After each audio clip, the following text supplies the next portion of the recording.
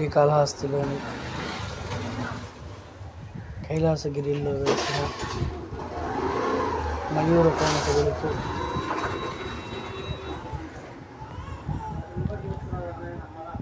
మధ్యలో ఆగి తీసిన ఈ వీడియో. మయూర తీర్థంలో శ్రీ సుబ్రహ్మణ్యేశ్వర స్వామి, ఈశ్వరుడు, భక్త కన్నప్ప 3 విగ్రహాలు, అతి పురాతన చిన్న దేవాలయాలు కలవు.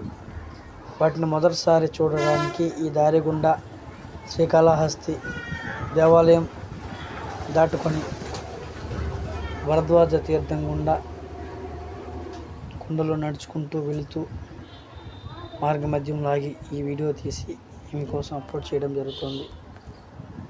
ఓం శ్రీ వేలాయుధ పాణికి హరోహర.